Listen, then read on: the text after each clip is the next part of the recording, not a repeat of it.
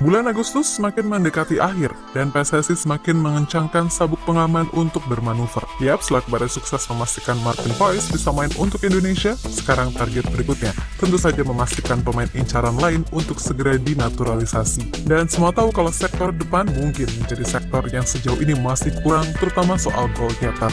Nah, sebenarnya udah ada dua nama yang sedang diusahakan PSSI. Mereka adalah Mauro Zylstra dan Ole Roemeni. Kalau urusan Zylstra, dia secara terbuka mengaku kalau sekarang dokumennya sedang diproses. Tapi kalau si Ole ini loh, kayaknya PSSI hobi banget bikin Timnas Mania ini kepo dengan gimana sih soal kabar naturalisasinya. Apalagi muncul kabar kalau KNVB sekarang lagi memantau si Ole gara-gara ia mampu tampil bagus di dua laga awal Eredivisie dengan mencetak 2 gol. Akan tetapi di satu sisi Ragnar Oratmangun yang juga merupakan teman dari Ole seolah mengisyaratkan publik tanah air untuk kalem aja. Lantas gimana sih situasi yang sebenarnya?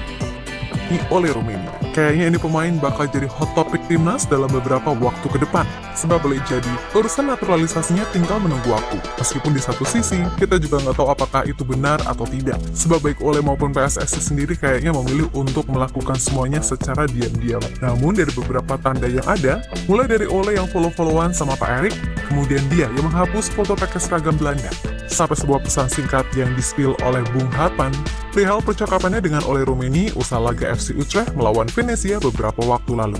Yang mana di sana kabarnya juga dihadiri oleh Fardy Bahdim, yang pasti netizen udah nggak asing dia siapa.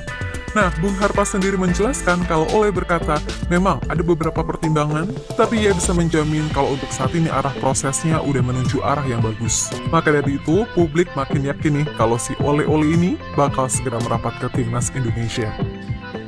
Di satu sisi, selain kabar positif yang disampaikan Bung Harpa, baru-baru ini muncul kabar dari Yusa Nugraha kalau Ole Roemeni ini kemungkinan masuk radar Timnas Belanda. Hal itu sendiri terjadi usai sang pemain mampu tampil bagus sejak pramusim sampai di pekan kedua Eredivisie musim ini.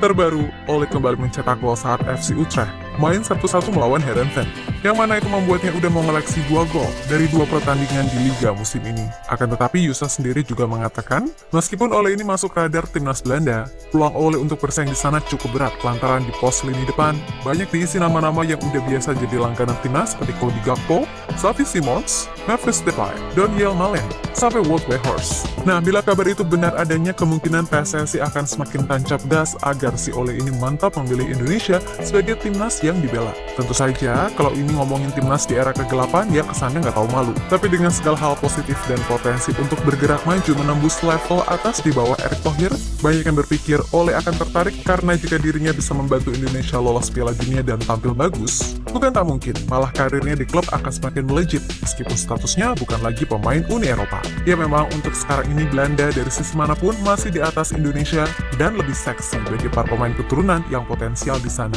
Tapi bila semua ide, visi, dan misi Pak Erik bisa terlaksana dan dilanjutkan dengan baik oleh ketua PSSI di masa depan, bukan gak mungkin minimal Indonesia bisa mendekati level timnas Belanda.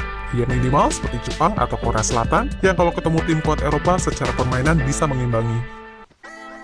Sementara itu, winger timnas Indonesia sekaligus teman Ole, yakni Ragnar Oratmangun, menegaskan jika Ole sendiri memang sering berkomunikasi dengannya perihal masalah ini.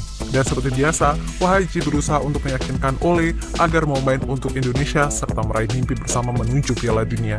Namun, Ragnar juga tahu kalau ia nggak bisa memaksa Ole, kendati di satu sisi, ia sangat ingin pemain 24 tahun itu gabung. Intinya nggak simpel, publik tanah air tenang dulu, kalem dulu. Nggak usah terlalu menekan Ole ini itu. Kalau udah waktunya datang, ya pasti datang kok. Dia memang bercerita tentang bagaimana pilihan naturalisasinya. Saat ini Ole sedang memikirkannya dengan baik-baik. Dia merasa tersanjung kepada sambutan supporter Timnas Indonesia. Banyak pihak yang membicarakannya di media sosial. Dia bilang ke saya, kalau sudah menentukan pilihan, pasti dia akan memberitahu saya. Tapi tetap, saya tidak bisa memaksakan keputusannya.